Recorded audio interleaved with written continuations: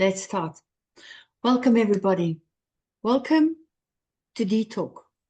August is Women's Month, and D-Talk is paying it forward by shining the light on gender-based violence. I would like to introduce you to my co-host, Santi Britz, and I'm going to give you a bit of a bio, an introduction of where Santi comes from and what her journey entails. Santi survived the brutal rape in 2009, which transformed her life in ways that she could never have imagined. She turned her deepest pain into a mission, to be a voice for the voiceless, to break the silence around gender-based violence, and to create real change where it matters most. She's the founder of IDUC NPO, a non-profit organization dedicated to providing compassionate, practical support for victims of rape, delivering safeguarding training in the sports industry, leading safeguarding initiatives for the 2025 South African athletics events involving 16 provinces, equipping corporate companies with tools to prevent and address sexual harassment in the workplace, as well as raising awareness about gender-based violence in schools and universities. She's also engaging men in mining, construction, and other industries in critical conversations and training on GBV. Speaking across South Africa as a motivational speaker, bringing hope and practical strategies for healing. Recently, Santi was nominated as one of Volgoed Media's top 50 most inspirational women of 2025.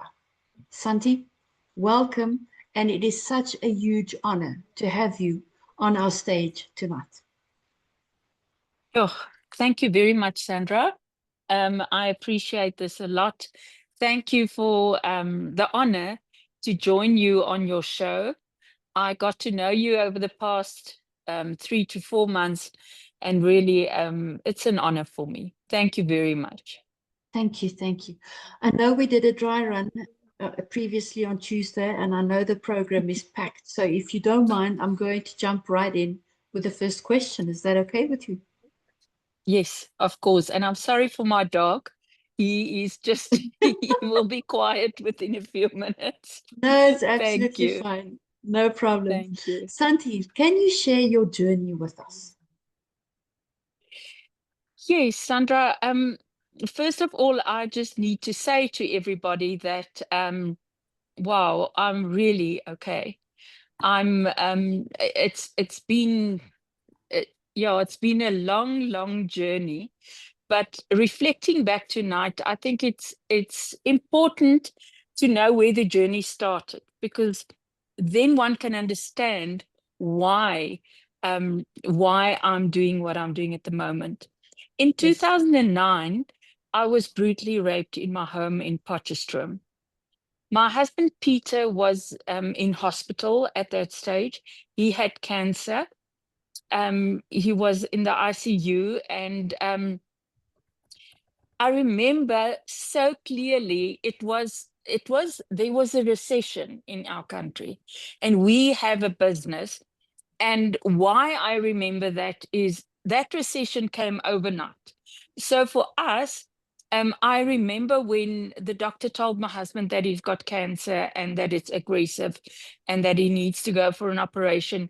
I I was focused. I said, it's fine. I'll run the business. We will get through this. We will. So he had his operation in 2009 on the 15th of January. And on the 21st of January, that morning, a perpetrator entered my home, 7 o'clock in the morning. And luckily, my daughter was busy with the orientation program at the university. So she wasn't at home. But I remember the previous night I drove back from the hospital, and I thought, I can't believe this. Peter being so ill, and there's such a lot of stress going on. And then I fell asleep that night, and the next morning I heard something, and when I woke up, a man was standing in my bedroom, and I was, what are you doing here? What is this? And he just looked at me and he said to me, I'm here. I want you. I think someone's mic is on. Yeah, can I just ask everybody to just mute their lines, please? Thank you. Okay. Okay. And yeah, then the worst fight of my life broke out. And yeah, you know, you can always you can say, Sandra, that no, I'm fine. I will know what to do one day. Lots of people say, did you not do this? Did you not do that? But at that moment, the strength of that person who knew ahead of the time what he was coming to do, and you that were there, and you were totally powerless against this horrific experience. Yeah, I cannot explain to you. He brutally attacked me. Um, he raped me twice. Um, he was mocking me. Yeah. And then at the end of the day, he just left. He just left. And there I was. My bedroom was in tatters. I, yeah, I, I I could not even think what the time was, the timeline since he entered and when he left. And then at that stage, I just, you know, grabbed the gown and looked around me, and I just, yeah, it was terrible. What you feel. And you know, I'm not going to go into the gory details, but it is so important to know that what you go through at that moment is something that the system doesn't understand. And we'll get to that later. But just remember this remark. And then, you know, I realized I have to phone someone, and I phoned my friend. She's now in Canada. And she got her business partner to come out. Yeah, and then it was police, um, medical people. Yeah, it was chaos. And the only thing that I remember so clearly amongst all the chaos was I'm quite a well-known businesswoman in Potchefstroom. So I remember thinking I need to someone must go to my daughter at the university and tell her, because I don't want her to hear that. You know how news spread. And then Yeah. my son was there, and I asked him to go. And you know, little things, because I don't want to take too much time on this, but little things like I remember when he walked into the home, and we had like a sunken lounge, and I remember me sitting in this gown, smelling like you cannot believe. Um, and Yeah. I was not allowed to have any water. I was not allowed to wash my hands, wash my face, get shower, get dressed, go to the bathroom, nothing.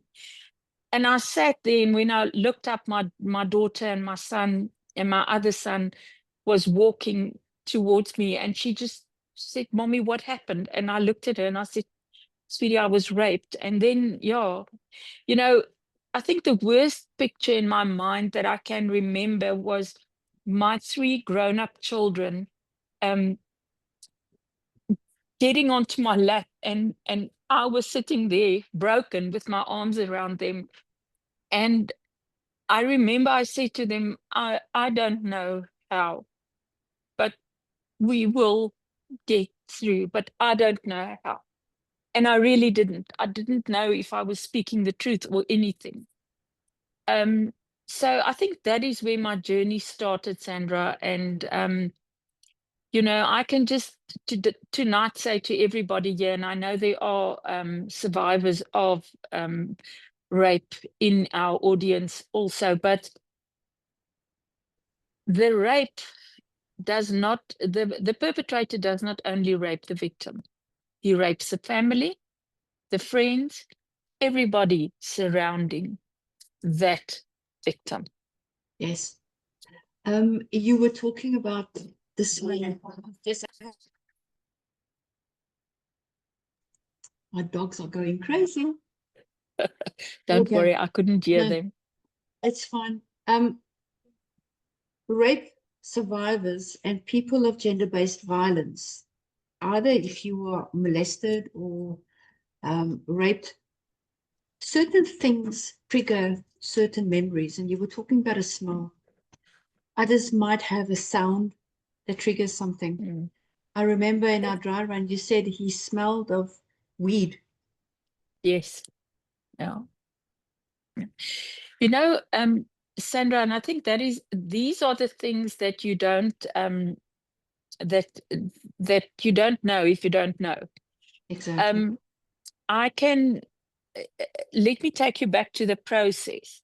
Now this happened. What happens afterwards is you sit there, you have to give a full police statement of Yeah. every gory detail. It's not just telling a vague hysterical story. You have to now, because that is so important, um, to catch the perpetrator and in court.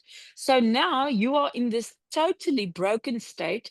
You've got to give your statement and you've got to relive everything again within an hour or whatever after this happened. And then you need, maybe that takes an hour and a half, depends.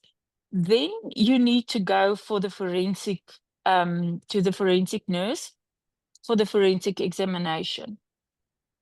Now that again, it's not, and I'm going to be very straight, it's not like going to a gynecologist. Not at all.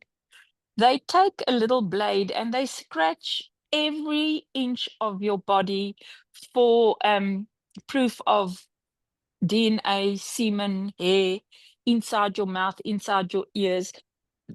It is the most humiliating thing that I have ever experienced. So now we're looking at within the first 4 hours, this is what you're going through. Yeah. Only after that, I could go home and I could have a bath and yeah. So that to me was yeah, the process was terrible. And in that whole process, there are so many triggers.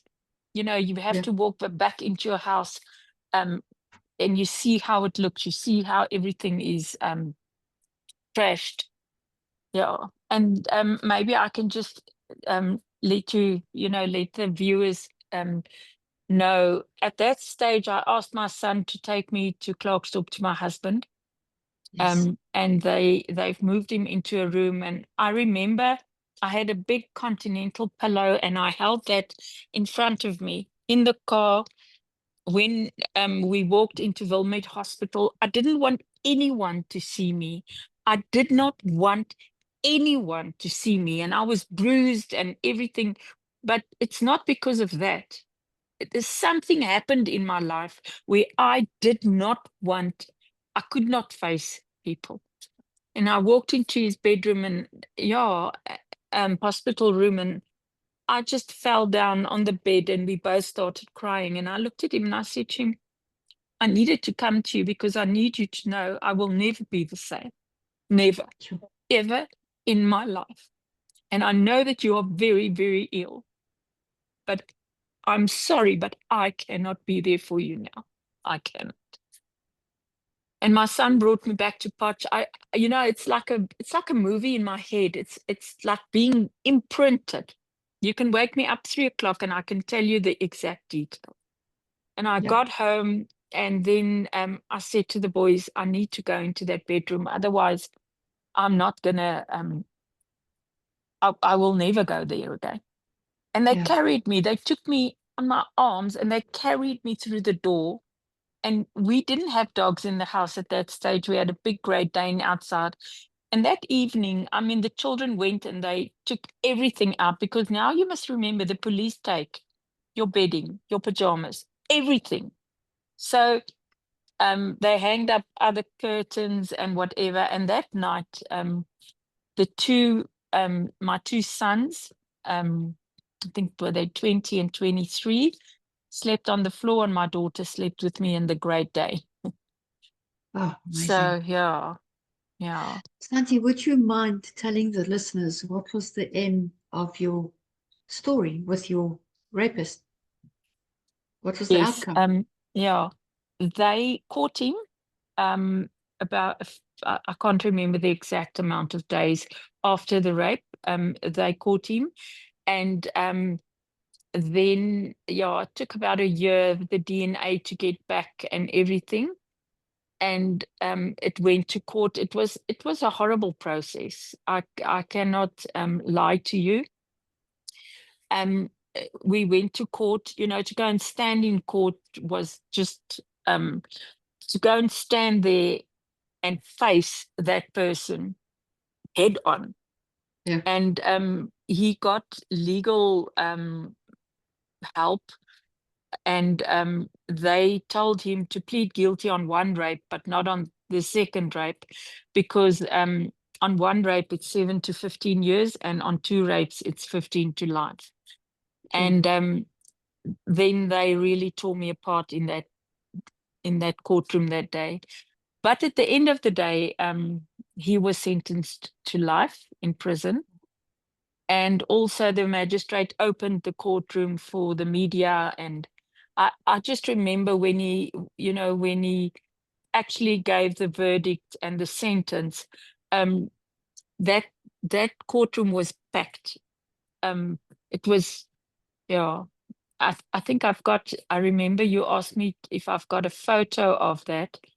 I Yes. can maybe just show the viewers. I hope you can see it. Can you see? Is Move it? it right in front of you because it's blurry your background. Keep it. Oh, all Yes. right. Yes. Yes. That was the day of the court hearing when we walked out. Yeah. So, and I'm showing this to tell you, if you look at me today, if you look at my life, if you look at the choices that I've made, wow, there's an amazing life ahead. There is an amazing life ahead, Yo, but Santi. it takes time. Yeah. How has this experience shaped your perspective on personal strength? Yeah. In the beginning, I went into survival mode completely, 100% into survival mode. I did not, I actually said to myself, okay, you just have to survive the next 15 minutes. For Yeah. more than a month, I just went from, okay, the next 15 minutes. Then you can breathe, and then you can cry again. And, that is how I got through it. But I must be honest with you. I survived 1 minute at a time. And then suddenly I realized that your strength doesn't lie. You're not a strong person. There's no strong person walking this earth. There's Yeah. no strong person. We are all vulnerable. We are all have our weak moments. We all, when we go through trauma, just feel as if we've lost everything, and we will never ever gain ourselves back again. So my perspective on strength is that it's something that each and every one of us have inside yourself. Everyone Yeah. has strength. Sometimes we look at people and we say, look at that person. I can't believe how strong he or she is. And that is not the truth. No one is stronger than the other person. Exactly. Each one of us have our own journey and our own timeline and our own set of circumstances. But the Yeah. one thing we all have is a choice. And How that you are is going to, where yeah, your choice on how you're going to face life going forward. exactly. Are you Yeah. going to be the victim or are you going to be the victor? Yeah. And that is, that's not easy because No. you decide 10 times a day not to be a victim and you Yeah, fall 9 absolutely. times. Yeah. So Santi, were there any particular resources of people that was pivotal in your recovery? yes, definitely. I would say so. After the verdict and the court case, I really struggled to put my life back again. You function and you operate, but you it takes time. It really does take time. And I remember one day my phone rang and the colonel who caught the rapist was on the line and he said to me, Santi, there was a student from the university that was raped. Can you please come and assist? And I said to him, there's no way. I'm not going to do that. I'm not going to do that. Uh, I can't. Get a psychologist or a social worker. And he said to me, Santi, you don't understand. I'm standing here. There's no one here that knows what you know, that knows what this girl is going through. Everybody is doing everything right in terms of the textbook, but it's chaos. The police is in one silo. The social development, the father is hysterical. And I listened to this and I just realized in my core, I can understand the chaos. I Yeah. can understand the chaos. And I could go out and I could take the father and I could take him out and I could say to him, please, sir, you can lose it. But anything that you do now triggers the aggression of this rape. Please calm yourself. I know it's terrible. We'll get you therapy or a punching bag, but now you need to be there. And I could go through because I knew all the friends that was hysterical and taking it worse than the victim. I could tell them, go out, cry outside, but when you come back, you must be here for your friend. And, Yes. informing the mother and everything. So that to me, first of all, made me realize it wasn't only in my case that the system was broken. The system is broken, and Yeah. there's a very good reason for that. And it's like, what is first, the chicken or the egg? Because of a broken system in our country, um, this crime goes. It's like the most well kept secret in the world, being molested or raped. And the reason for that is the system fails those victims, so they don't want to report. Yep. And because they don't report, the system thinks, no, it's going okay. We're handling Yeah. all of these cases. Yeah. So you're asking people that played a pivotal role. I really think um, uh, when I started working with victims, they were, it made me realize that there is a purpose out of this pain and the role. And then I can maybe also just quickly explain where IDAC started. Yes, please. Yes. I assisted a mom from Promosa in Potchefstroom, and she was brutally raped, and her little girl was in the bedroom. She was in her cupboard, hiding. And then after the mother was raped, they brought her to me, and I really we walked a road with her to healing, and then we got her a job, and she took her life back miraculously. But about a year after that, I think it was in 2014, I they phoned me one day and they said to me, there's a problem. But now I just need to jump back. When I was raped, a friend of mine, his daughter was an au pair to my children. And about 3 days after the rape, she brought me a gift, but it was a plastic duck, the ones that you put in the bath.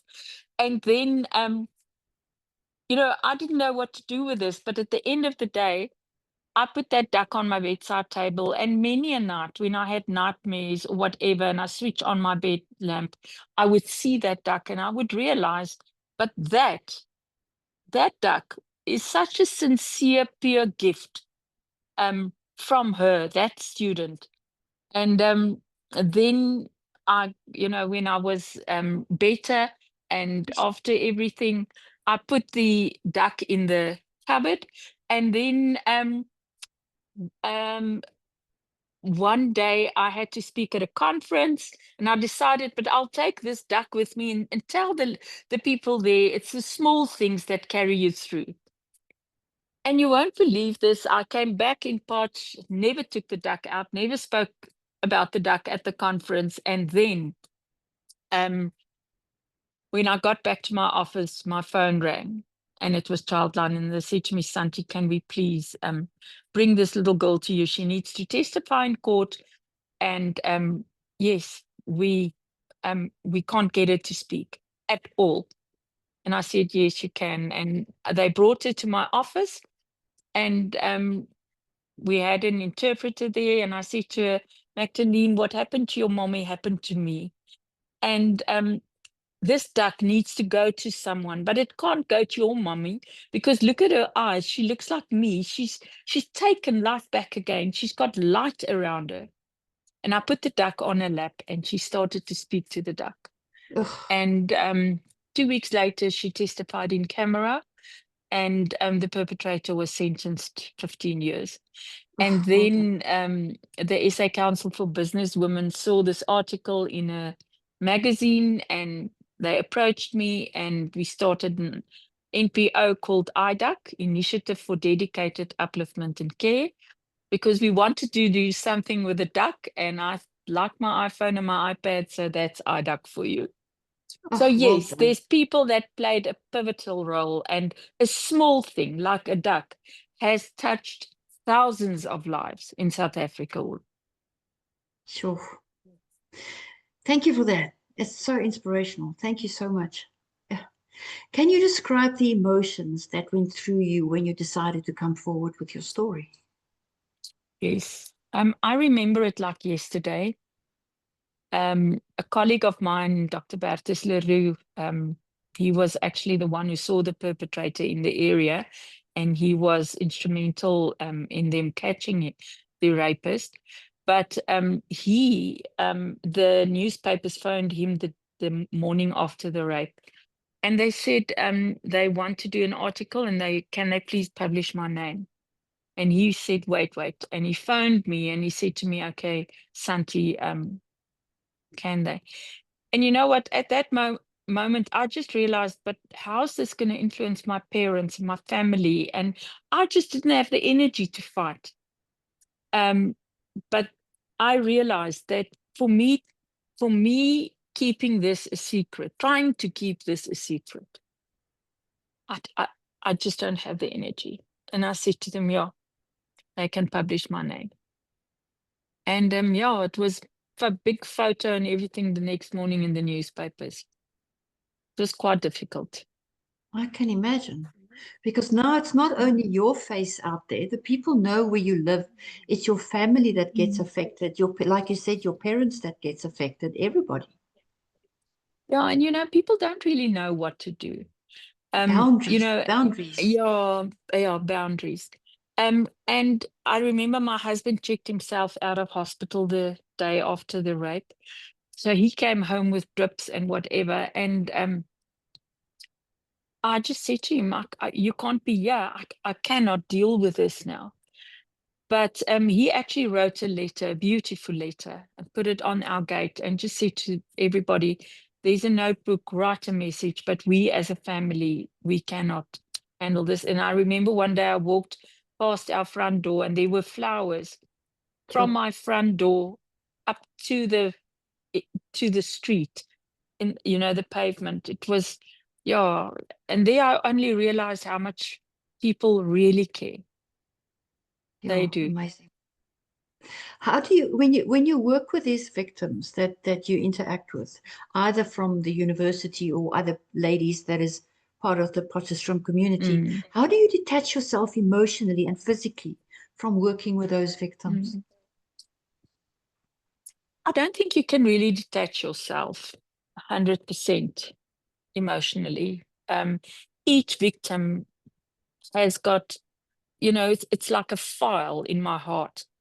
But what I know is the chaos in that moment needs what is the saying? It needs someone who knows exactly what should and what should not happen. And I think that to me plays a very pivotal role, because there's no one that can take, there's very few people that can really take the victim and knows the whole process and can tell her, okay, this is going to happen now, this will probably happen, this is not going to happen, don't worry about that now, we're not going to. So I think in terms of that, I know I can see the difference that it does make. And even when I give training to counselors or to coaches in the sporting arena, to tell them that there's in a crisis, you need someone that can take control, but that can take control and take care of the victim without harming any evidence or anything. Yeah. So I think Yeah, that yeah. helps me. I must be honest, sometimes I had there's been survivors that will forever be so close in my heart. I will never, it's a bond that you form with them. And Santi, you do get angry as well. So I knew you were going to say this. Sandra, I can get angry, and the irony is, I'm not a very, tantrum type of person. I'm actually quite calm. I'm very passionate, but I'm not. And the reason why Sandra says this is, maybe I can just take you back and just Please take do. the viewers with us. And I'll start it at where I was that specific day. I think it was about 3 months ago. I had to go and see someone because I had severe burnout, and it's something that I did not expect. It's something that I did not understand. I couldn't understand why I am physically ill, and yeah, I couldn't understand it, because the funny thing of this is I'm actually in the best space I've ever been in my life. So how do you get burnout amongst all of this? What I didn't realize then is that, if your filing is not up to date, somewhere SARS is going to come and jump in, and then you've got to sort the remorse out.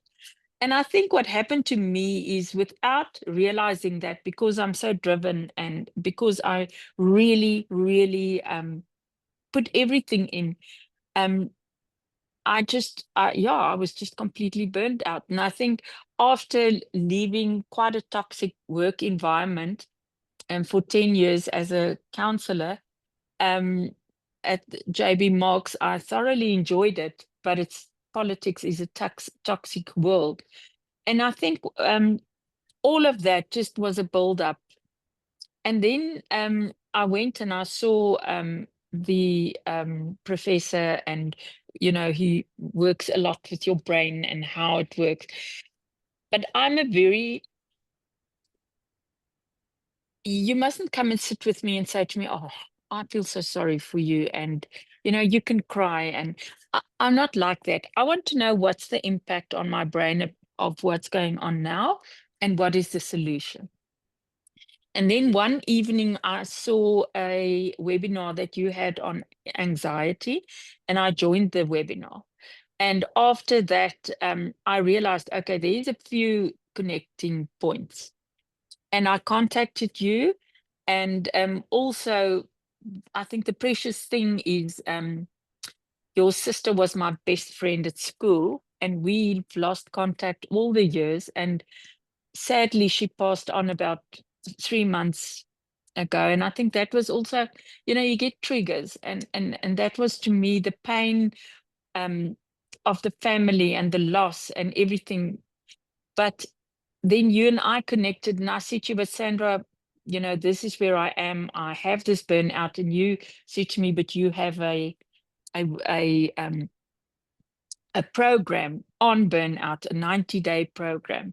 And so to the viewers, this is where I then said, okay, I'll do this. I joined the program, and it went very well. And really, I can say to anyone, if you know someone going through burnout, this is the way to go, because it's not a AI coaching thing. This is real. This is, you work with the real process, and you find out where you are with everything. But then one day, I was completely furious, because we are struggling with the systems of government and a lot of institutions where everybody works in silos, but there's not a flow. Yeah. And this poor victim gets trashed and trashed and trashed and trashed. And I remember that day, I think I lost it completely for about an hour. I just went. And so yes, I can get very cross. And luckily you had a good soundboard, so all is fine. Well, thank you for being that. I don't know how you survived that, but I nearly murdered someone that day. It's a very helpless feeling. Yeah, but you see, Santi, it's very important for the people to know that you have to deal with whatever you are feeling. It's Yeah. no use to take whatever you are feeling and putting it in a box and putting the lid on and putting it in the Mm. cupboard, because you are not a robot. You are a living, breathing human being, and you have to deal with your feelings as well. If you want to scream, scream. If you want to cry, cry. But don't fight against whatever is going on inside you, because that is part of your DNA as well. Oh, and Sandra, the thing is, you know, I was fine. And I remember you asked a while ago now about the triggers. I was fine. But do you know Mm. what happened to me? Why I got this total burnout? And that is why I want to say to the viewers, this is a journey. And it's not a journey that you start over again every time. You must remember that. Sometimes it's 2 steps ahead and 9 back, and then it's 15 to the front. But what I need to say to you is what triggered me and what I've realized in the whole process is the one thing that triggers me is to feel powerless, machteloos. And what Yeah, happened there was, because the systems fail the victims and these perpetrators walk away, yeah. um, that was what gave me a complete burnout. So yes, definitely. Okay. What changes would you like to see in society and how they address survivors? I think, and I'm going to make this very short. I think it's so simple. We work we work in silos. We've got the police, then we've got the Department of Health, then we've got social development, and then we've got the MPA, National Prosecuting Attorneys, and then also we might have an institution or a company that's got their own processes. So what we need to do in South Africa, and for me, that is pivotal. And I will not lay my head down before we have actually established a unit where all of these role players come in. I always compare it to McDonald's, where you have the drive-through, where you order and then you pay and then you wait for your food, and you can even go and sit there. Now, if you've got one unit that the victim would go through to, And that is a specialized unit with a multidisciplinary team of police, of the detectives, of your forensic nurses, of your MPA social workers, of your prosecutors. Can you imagine how much more success we will have in our country? Because everybody is not doing their job. They are, but they are just doing their job. Yes, They are just, and everybody is opening a new file on everything. yes, It cannot work like that. I'm sorry. yeah. It cannot. It just cannot. So It's if I could change communication. anything, I will not stop fighting for this. I will Yeah, not. that's why communication is such a big thing, Mm, because you mm, find that often where, like you said, there's a lot of silos, but nobody talks to one another. And then they mm. open a file, each one opens a file. Nobody talks to one another. And if you can just count the, say you are in a higher education institution, or you are in a corporate company and there needs to be a disciplinary because of you reported this co-worker or the student, that process must be outsourced to a professional Yes, lawyer, to a professional medical team if needed, because you cannot have a junior person handling a rape case. You can never do that. It yeah, cannot be. And then those rapists get the best attorneys. They pay them hundreds of thousands of rands, the fathers, just to get the sons off. And then that victim is trashed and she has to walk away because the system didn't implement that. yeah. What message would you like to share with others who might be facing similar circumstances?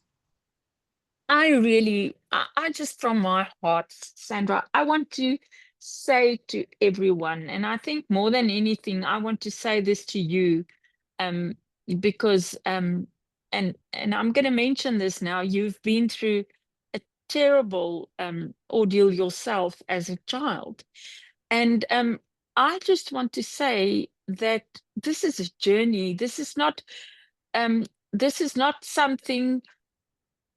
It's like when someone has cancer. It's not something that heals and they walk away. Or, you know, I always say, if you've been abused or molested or raped, it's like being in a wheelchair.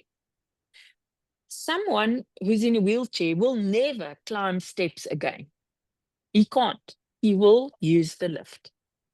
So if your heart is in a wheelchair and Yeah, you go out to a party or you go out to the mall and there's emotional stairs that you feel you cannot climb, then you take your wheelchair. I like your And analogy. yeah, I think that is so important. And then um, there is healing. There is definitely healing. There is healing. It will take time, it will be difficult, but there is healing. And I want to say to you, it's okay not to be okay. And it's also okay to question love, to question your religion, to question God. Don't think that you've now lost all your anchors. That is so normal. Yeah. Um, I would also like to add to what you just said, Santi, that yes, I was molested when I was in standard seven. What's that? Grade nine? Yeah. In our time is standard seven. Um, and I would like to stress the fact that I do not coach on things unless I have experience in it. So I've also suffered from burnout. I've also suffered from toxic workplace. I've also suffered from anxiety. And yes, I also was molested. So that's why, been there, done that, got the t-shirt. I can actually talk about this topic. And if I have a message that I could add to yours, to the people out there, is it's not your fault. No. I always thought that maybe I did something to entice him. I don't know what the word is, but anyway, to Mm. why would a grown-up man look at a standard what 13, 14-year-old girl Why? And I always thought it was my fault. I never shared it with my parents But that's until, grooming. that's what I wanted to say, until I watched a TV show the one day and Jeffrey Epstein. And they were talking about the story, and they used the word grooming on what he did with the ladies. And that was my light bulb moment. And that's where I knew that it wasn't my fault, that it was him grooming me to fit into his mold, because who's not going to like it when somebody gives you compliments? Who's not going to like it when somebody tells you you look nice? It's a human element and a human feeling, emotion that you go through. It's like, Especially at that age. exactly, because you don't know where you fit in. Dis in die boom in die bus. You still don't know where you fit in. And if somebody pays you attention, even if it's totally the wrong kind of attention, it is going to have effects. So I want to tell to the people out there, yes, it's grooming. Now I know what he did, and I know it's not my fault. And you, it was not your fault. Whatever happened to you, it's not your fault. And I'm very proud of you.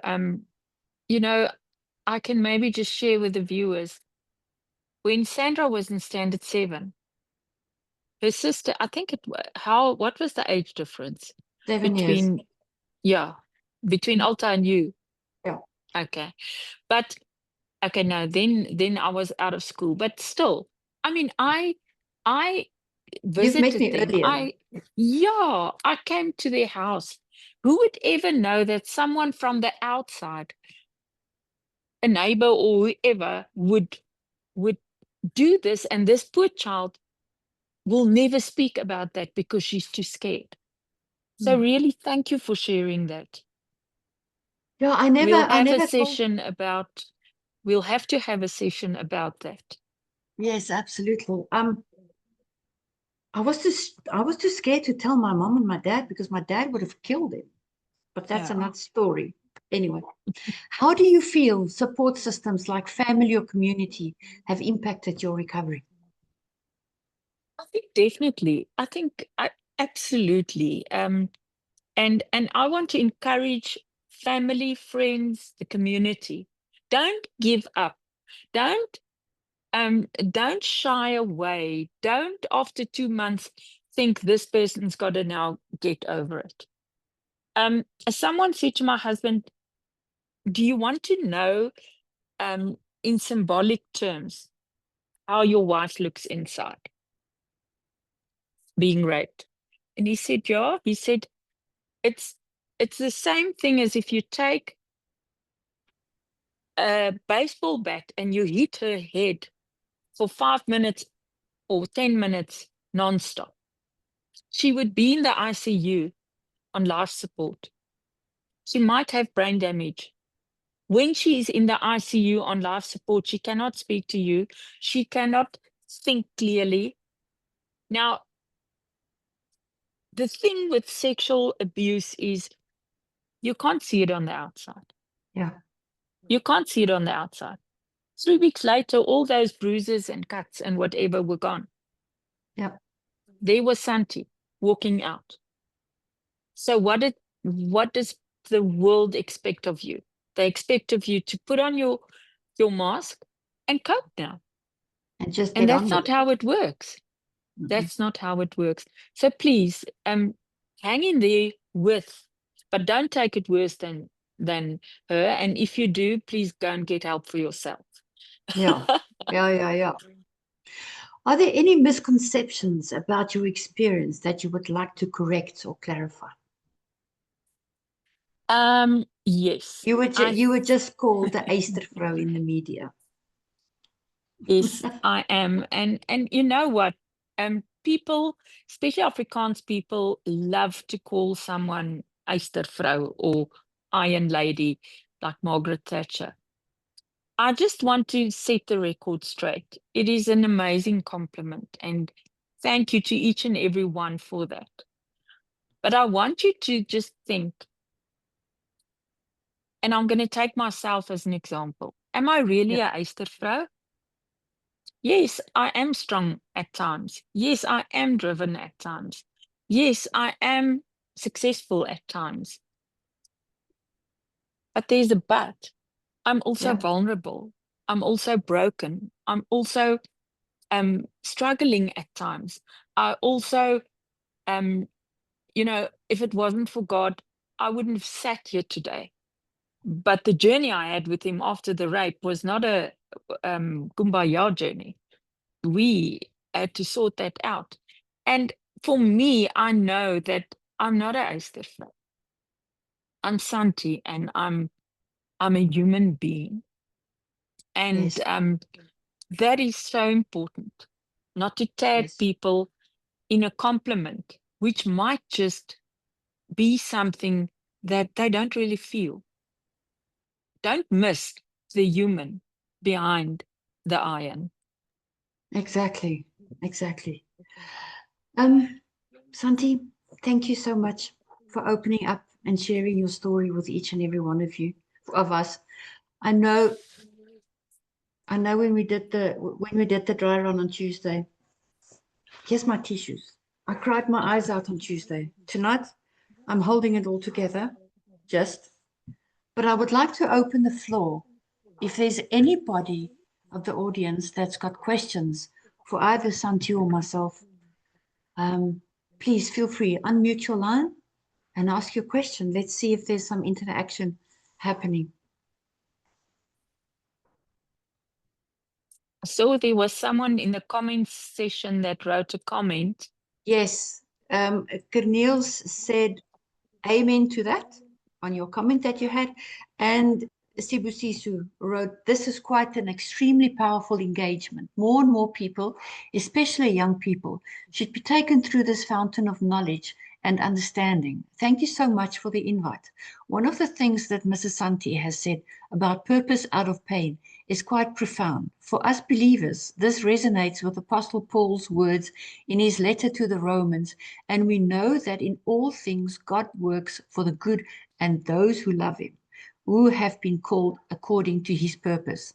Miss Santi has been called for this critical and life-changing purpose. May God bless you, Miss Santi, and increase your portion. Thank you. Thank you, Prof.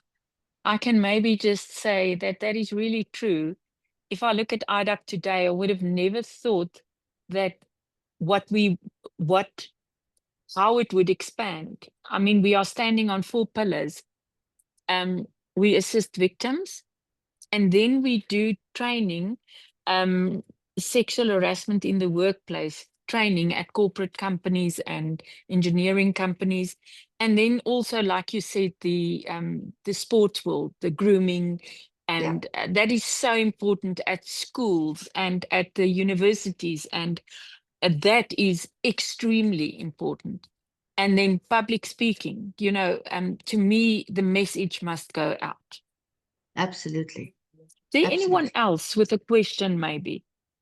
Please. Yes, I do, if I may. Yes. Cornelius? What are your triggers? Okay, that is a very good question. As I've mentioned before, the minute that a situation let me feel, and it's not helpless. Dis nie hulpeloos nie. It's powerless, magteloos. To me, that is an absolute trigger. I would sit and then I would think, why am I at such a bad space now? And then I would realize, maar ek voel magteloos. I feel I can't get this a solution for this problem. Another trigger is he did smoke weed.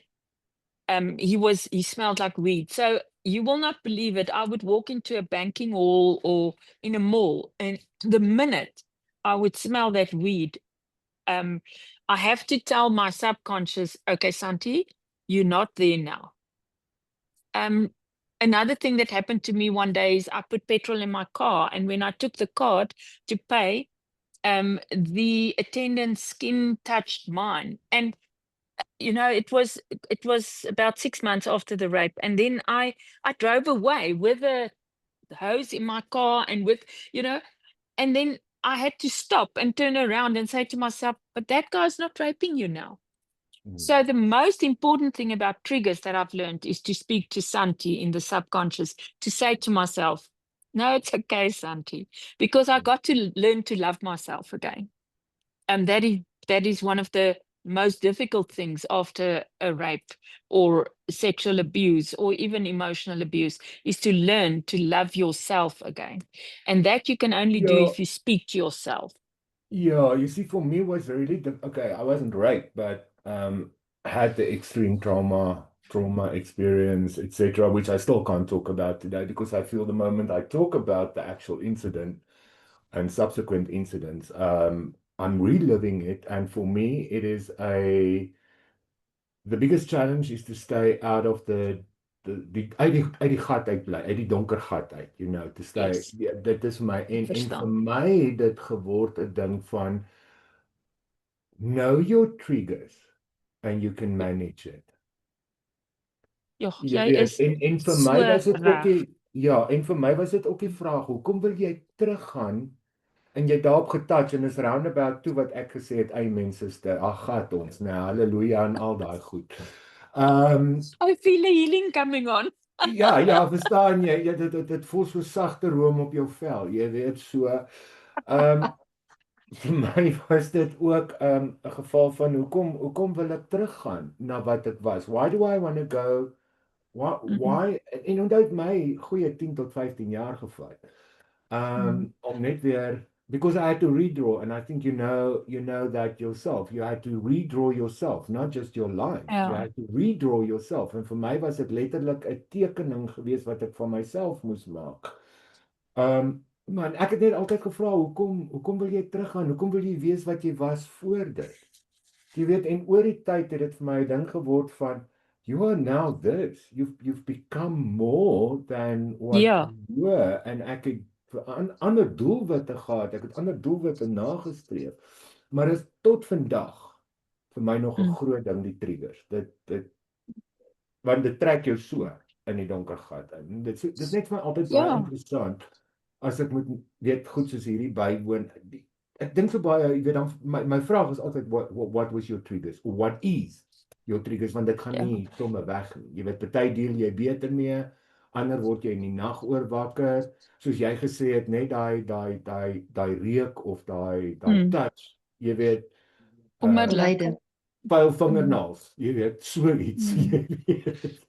Wat Ja. jy Nee, dit is. En ek dink die wonderlike ding van dit is dat 'n mens you know that you can share that. En you know, ek sê altyd there's a very good reason because for Alcoholics Anonymous to be there worldwide. But why don't we have that why don't we start a circle with GBV? Because exactly. that and that is one of my dreams to do this year. Just to have an online circle, it can be an international circle, not to go and sit in the hole, not that, but to say, you know what, this is a tactic. I mean, Sandra, that day that I completely lost my temper, poor Sandra didn't know what to do. But she said to me, Santi, why don't you get an elastic or something and put it around your waist? And then I thought, no, I'm not going to do that. I'll buy myself a beautiful bracelet. But then I touched that, and when I feel the roughness of that, I get out of it. So, you know, it's practical things that I've Ja, learned kom. from her. Ja. That is, and I think we can all help each other so much. Yeah, and it doesn't have to be necessarily you were raped and I were not. We both experienced extreme trauma because that's what it Exactly. comes down to. Apart from the physical, which I cannot at all relate to you at all because I Yeah. don't know. Yeah. That feeling, that humiliation, that scraping for DNA, all of that. Yeah. I cannot relate on a point where you would like me. It's like what they said to your husband. You can see the outside, but you don't know the inside. Just like you Yeah. don't know what happened to me. You don't know what went through my head when I sat down, when I couldn't walk any further, sat down in the kitchen with my back to the cupboard and have no sense of time. Apart from the dog that's sitting next to me. So, but the thing is, there's always, like you say, tactics. And the thing about, and that's what I like what you say, doing it online, because you can switch your microphone off. You can become faceless, but you can still have a voice. Absolutely. And that's what I Absolutely. like about being online. And I think that's why a lot of people don't go to groups, physical group sessions, because Yes. they feel even more exposed there. So I Exactly. think I like your idea of a online story where somebody doesn't have to just hear my voice, please. You don't have to see my face, but just hear my voice, please. Yeah. And Exactly. where coping mechanisms can be shared with amongst each other. I'm going to jump in here now, and Cornelius, I've said I've got enough. to, Oh, sorry, I've, I'm going. yeah, Bye. My groot no, back, my wait. groot back praat. I'm adding to what you said about the triggers. No. I've got an, and it's relating to what you said about online as well. I've got an online course about breaking the anxiety loop, and it speaks specifically to identifying your triggers and how to address those triggers that's pushing you through the. So I'm going to send everybody an email tomorrow with all of this information in. I'm going to send you Santi's contact details. I'm going to send you Mike, and I'm going to send you a link to the recording of this. But before we get to that, Janette's got a question. How long did it take both of you to fully accept what had happened to you? Like, accept that you can't change what happened and then embrace it. Santi, you go first. Okay. I think for me, I don't think you can really put a timeline to that. I think there comes a day where you realize it's really going. I'm not anxious the whole day. There were 2 hours that I could breathe, and then at one day I realized, Joe, I went through a whole day and I was okay. And then I started waking up in the mornings and I didn't have nightmares. Maybe one morning out of 20. So it was a process. And I mean, I think that is the main thing that we need to know, that we need to be very, very patient with ourselves and our expectations that we have. And please don't imprint expectations on the people around you. You tell yourself that they expect this from me. They want me to do this and they want me. That's not true. They don't want to do that. It's you challenging yourself the whole time.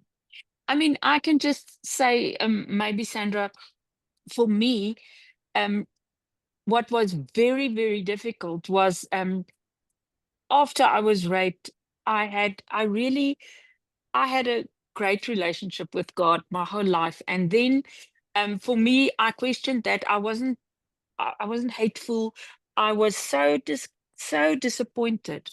I said to Sandra, because I felt, how can a loving father allow this? And the rapist mocked me a lot about, because I cried for God to help me. And I actually cried and screamed, you say you move mountains, so what? And then he would mock me. And so for me afterwards, in myself, I decided I'm just going to end this relationship.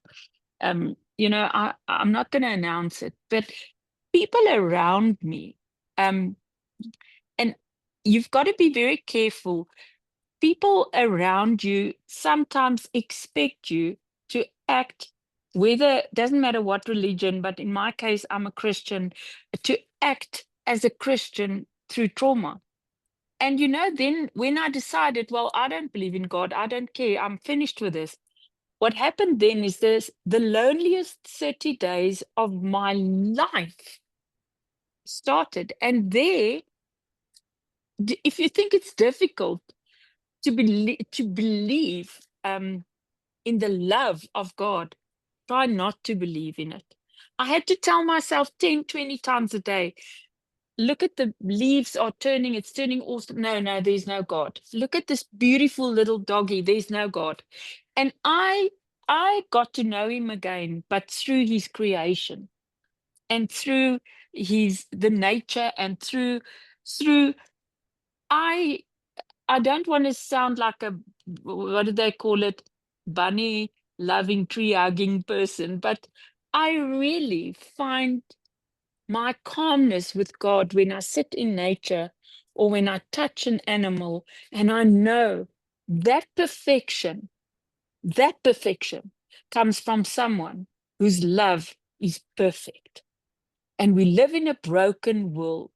And because we live in a broken world, and to get back to Jeanette, life is broken. We live in a broken world, and these things happen. And I cannot explain that, but what I can do is I can say there's a light at the end of the tunnel. But it's a process.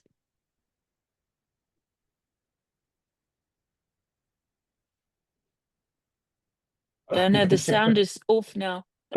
No, I Sandra's screamed sound at is the off. dogs and now my sound is off because they were barking again. Sorry. Don't worry. Um, This is a chat show. yeah, exactly. I love that the chat's going around.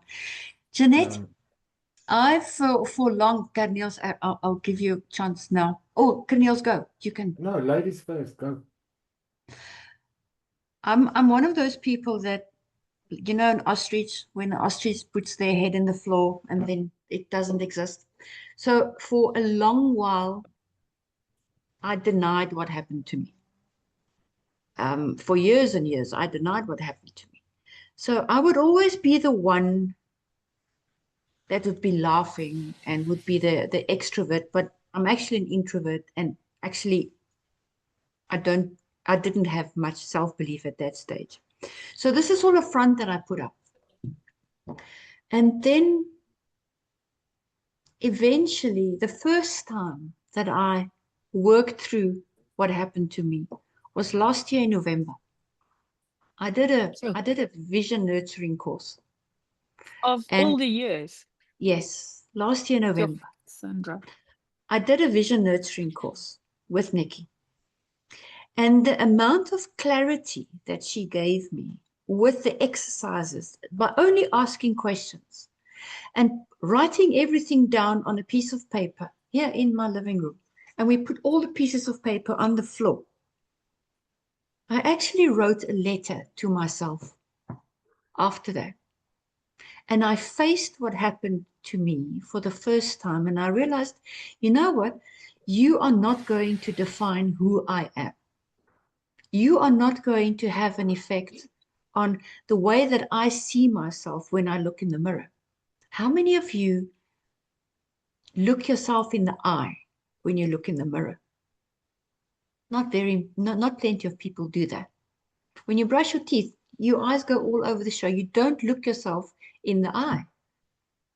Because forgiving yourself and telling yourself it's okay is very difficult. And there's another saying that says, I am enough. I am enough.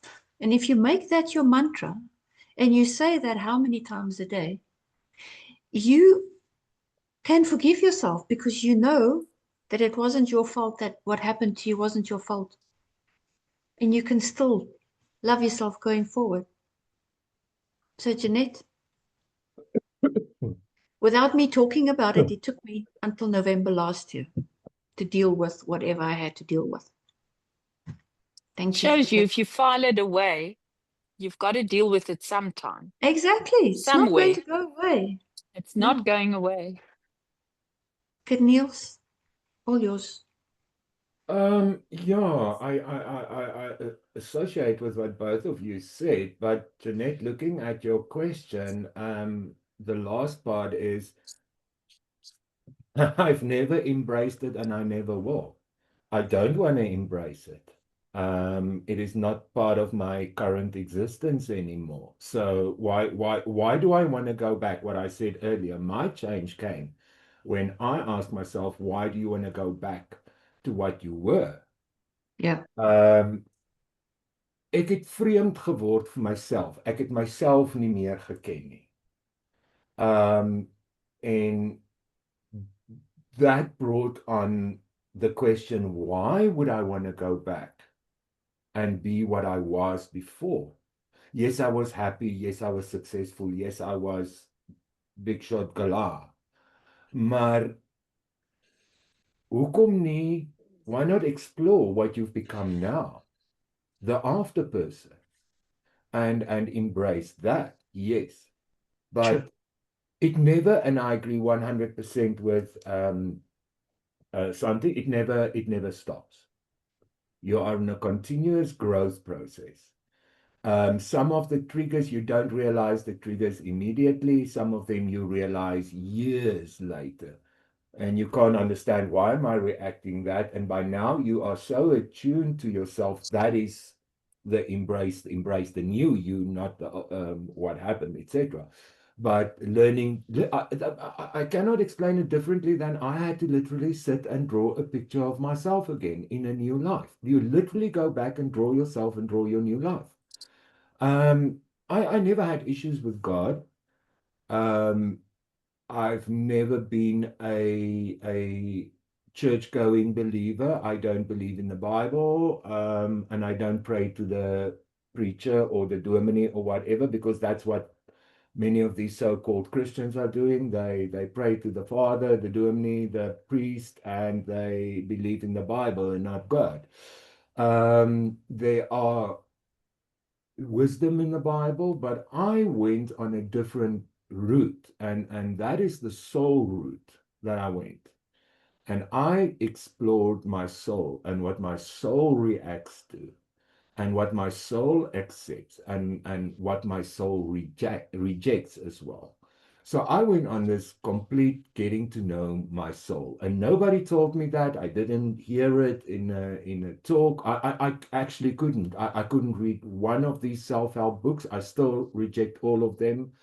I refuse to read them, all of those kind of things. I want to engage in real situations like this, where there's people that I can associate with, where there's experiences that I can associate with. And Santi said it over and over. People expect you to do this or do this, and they say things that are irrelevant, but in their world and from their perspective, it is jy weet ek bid bloedsirkels om jou, en dan gaan ek nie quote ek grou vir bloed. Moenie bloedsirkels om my bid nie. Jy weet handle it with humor, but they expect you to go in their paradigm, their belief structure, and you're not that.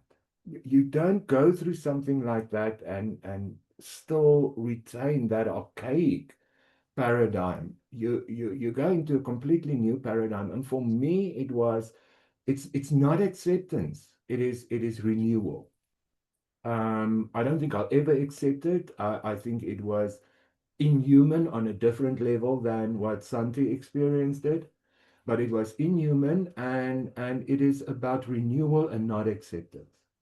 It is about, for me, was about the soul journey, knowing who my soul is, what my soul react, and to trust my soul. That was what it is for me. The body was like, hey, go, I still smoke 20 a day, eat whatever I want, and have my dope when I want to, because I've seen death, and it doesn't scare me. It's just the body. For me, the soul was important. Knowing my soul, listening to my soul, rejuvenating my soul. And that was the outcome experience for me. And you cannot put time to it. People heal differently. People that heal differently over different time periods. People, like I said, years later, even now, there's triggers that I don't remember or that I've forgotten about, that comes back, and it's all back there. And then you start the fist fight not to go in that dark hole again. So it becomes part of your life. What you do with it thereafter, the path that you're going to take, that is entirely your personality and what your support structure is. I still have this thing, and I've done it with a friend. We were friends since school days, and it got to a point where I turn around and I walk away. I just turn around and I'm like, you're frivolous. You don't know what you're talking about. I don't go into arguments with people. I don't hang on to people for their support or whatever. If you don't level with me, I walk away. And that's it. It's purpose. You don't bring purpose to my life. That is a very frivolous saying, in my opinion, but it is, do I connect with you or don't I? What is my soul telling me? You're frivolous. Okay, then we have nothing to say to each other. On a human level, then that's it. And I, with the friend situation, I got tired of the way they down talk to me. And I was like, you have no idea what I've been through. You've only been through labor and you had post what natal depression, and now the world is coming to an end. Girl, have you seen death? Have you looked death in the eye? Have you seen the light calling you? Then it becomes something different. And I was like, you will not talk down to me because you're a MD of a company and I'm just an academic. Bugger you. And I walked away. And that was, in a sense, her awakening as well. The fact that I walked away and stayed away for quite a long time until I was ready to allow her back into my life. So yes, we have different coping, if you want to call it that. A lot of frivolous terms flying around tonight, but we have different coping mechanisms. But and I always say, and I'm sorry, I'm talking too much again. This was about Santi, not me. Sorry, Santi. Sorry, Sandra. Sorry, everybody. But my thing is always when you wake up 2 o'clock in the morning, or 3 o'clock, which is God's hour. You wake up 3 o'clock in the morning. Who are you then? And that's where the honesty of who you are, what you do, what you want, what you recreate, what you create, not just recreate, what you create in your life. That's where the honesty, and that's where you have to face it. That's where it's you and God. That's it. And now you can deny what comes to you at that hour.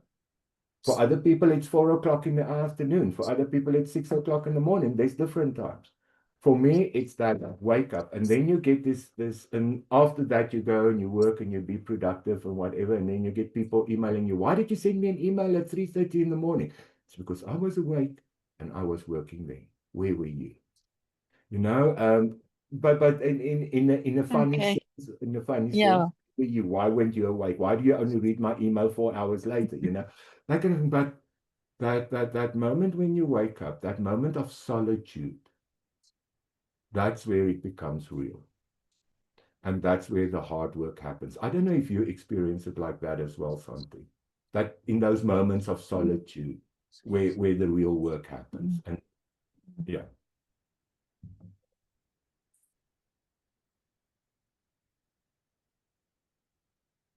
Your sound, Sandra. Your sound. Yeah. Sorry. Dankie, Corneels. Are there any other questions for Santi or for myself or Corneels? Anybody else? Yes, Guguletu. You can unmute and ask your question. Hi, can you hear me? Yes, I can hear Yes. you. Okay, thank you. I'm sorry, I'm not ready to open my camera, but if No anything, problem. I'm very honored to have been invited into this session. So It's a pleasure. Thank you. thank God, I've never been a victim, but I feel this is one of the most, this is where my fears lie the most. So more than anything, I'm a young woman living with a disability. Yeah. So this means I engage with a whole lot of other women living with disabilities.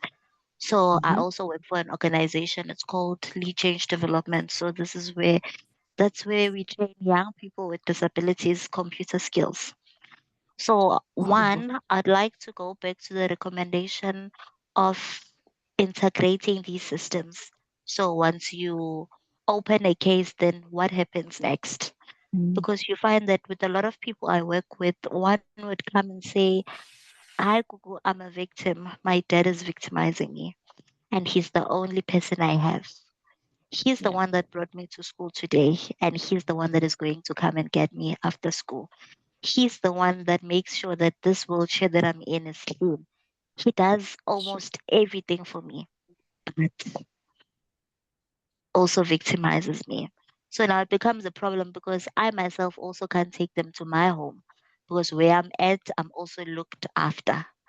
So now, Yeah. how do you then advise someone to say, okay, let's go and open a case against this person, where SAPS is going to say, okay, fine, we're holding this person, then who's going to support her? Who's going to make sure that they even are able to get here at school? Then that is where social development would come in to say, okay, fine, these are the program, these are the places where people can go, but we don't know where those places are. And another thing, it goes back to young people understanding their role within their own sexual lives. Because you'll find that with different disabilities, mostly with the ones that are intellectually impaired, mentally impaired, they can't even make the decision to say, okay, fine, this is what I want to do. So you'll find that, okay, fine, because I've got a disability, I don't think anyone can look at me and say, wow, I like you. And I just want to have good sex with you. So for someone to come to me and say, I love you and I want to have sex with you, it feels as if I don't say yes now, then no one else is going to offer me that. So I Sure. feel there's a lot of education that still needs Mm. to be done for us as people or potential victims, if I may say, Yeah. because another thing, you've mentioned it a lot in today's session to say it's never your fault. But now I also can't look good on the streets without feeling unsafe. Whether I wear my baggy dress or my slim fit dress, when someone just sees a female, it's as if you're already a victim just by classification. So Sure. I felt I needed to join this meeting or accept the invitation because there's a lot I need to learn myself. How do I respond to someone who says, okay, this is the problem that I have, but I don't think reporting this person is the solution for me.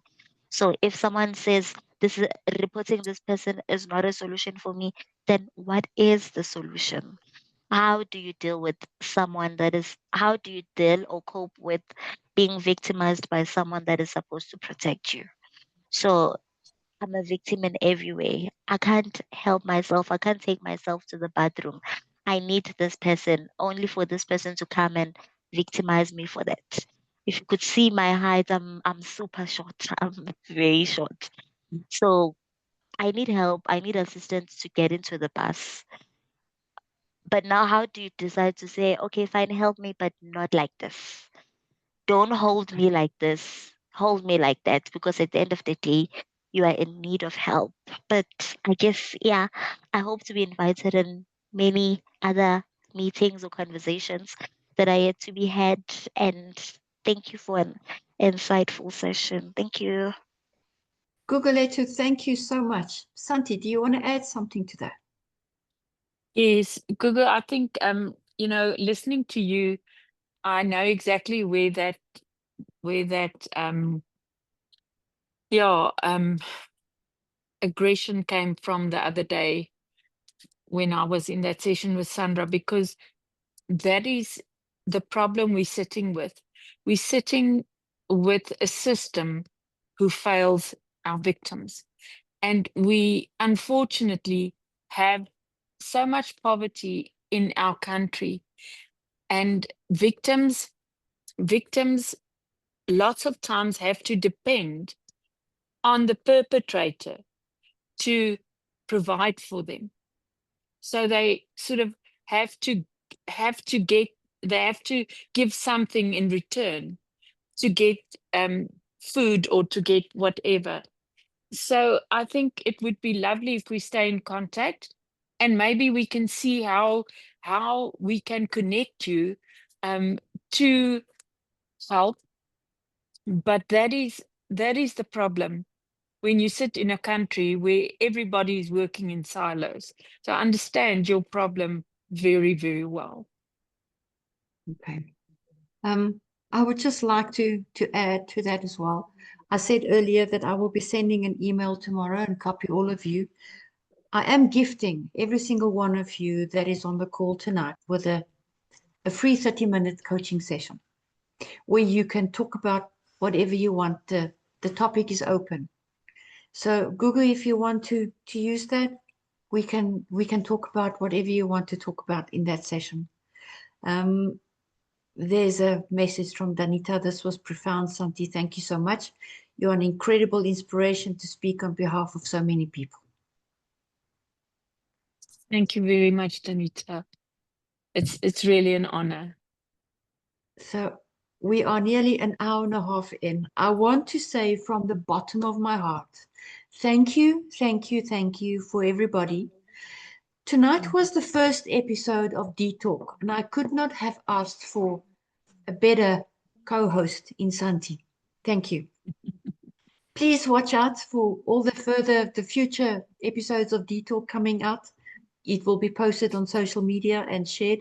I will share the following, the LinkedIn and the Facebook profiles tomorrow as well. You can please follow us and see what's happening going forward. If there's no more questions, I would just like to say thank you, Santi, and thank you for every single one. Thank you. Thank you on the call. Have a wonderful evening and take care. God bless. Thank you, everyone. God bless. Thank you. Right. Thank you.